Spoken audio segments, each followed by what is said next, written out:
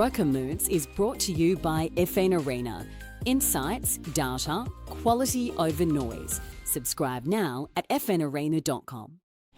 Let's get into some of the broker moves, starting with Treasury Wine Estates. Jefferies downgrading its rating, while Citi has gone in the other direction and upgraded the stock. Jefferies actually came from a more optimistic view with a buy on the stock, but it now rates TWE as neutral after the winemaker cancelled its buyback and forecast lower earnings in the first half of fiscal 2026 amid weak demand in its key US and China markets.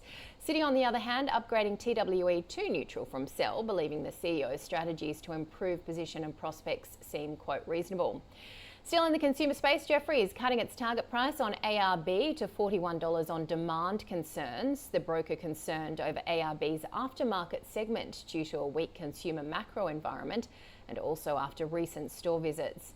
And Macquarie has cut its target price on Karoon Energy to $1.65 owing to lower production forecasts for 2026 driven by a Brazilian oil project performance issue. Macquarie retaining its neutral rating on the stock after meeting with Karoon's new CEO Carrie Lockhart. The bank highlighting a shift towards improved technology and higher operational efficiency across production assets.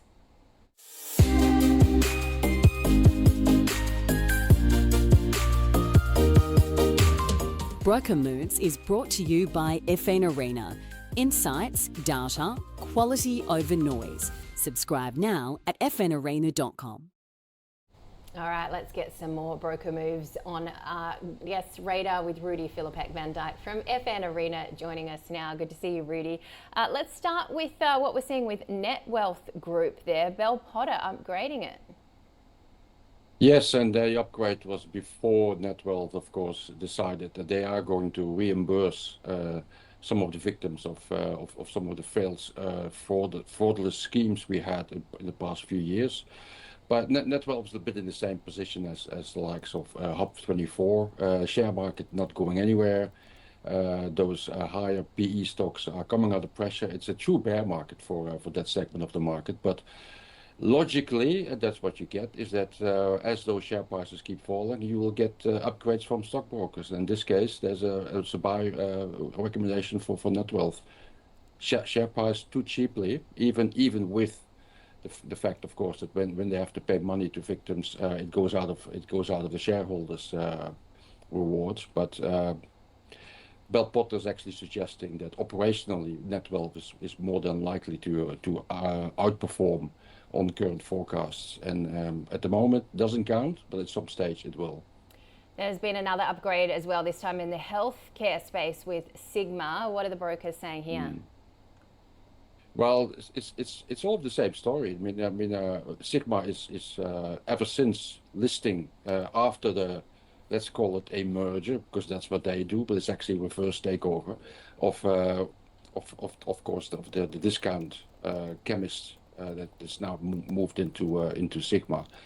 The prospects, this is probably a structural growth story. The only question you have is at what price do you buy in? Share price has weakened recently, and that obviously has been enough for an upgrade. Most analysts have a positive view on Sigma. The only reason why some of them would not have a buy rating is because they have a hold rating, and that's because of the valuation. All right, well, from 2 upgrades to a downgrade, UBS has downgraded Deterra. Why? A couple of brokers have been very busy in updating their forecast for commodities, energy, mining, etc. for next year. Not everyone is equally unenthusiastic about iron ore, but fair to say, nobody has made iron ore their most favorite commodity for next year. UBS in particular has been more on the cautious side for iron ore. I've looked at the forecasts. I think that shareholders who are in Deterra, they obviously are there for the yield. The payout has already come down over in the past. The payout is expected to come further down. The question is, how much will they cut? UBS clearly thinks there's not enough value there to be holding out, and it's also a relative call as well. They probably argue there's more money to be made in lithium and in copper. And I touched on as well what's happening with Treasury wine estates, Rudy. A couple of broker moves there, basically both of those brokers putting the stock at neutral. I mean, I know like you, like I, like wine. Why are the Chinese, the Americans not really digging it so much? It's not that's not the only thing that's playing here. What is also playing, I mean, I get bombarded on almost a daily basis where people are offering me Italian wines, French wines at heavily discounted values. So clearly the whole tariff thing in America and the changes in China, etc., it's really putting the whole industry in a quagmire, and it's now discounting. If you look at the numbers from Treasury, the numbers were awful. They were absolutely awful. And I guess even when you try to have a premium wine segment, and that's pretty much 80% and 90% of your business, you're still being affected by the general slump and discounting that is now really dominating that sector. I've seen 2 or 3 of those cycles in the wine industry. They usually result in really heavily discounting and smaller companies going out of business. It would appear that this cycle has further to run, and it means that if you're in the middle of it, Treasury Wines is really at the epicenter here.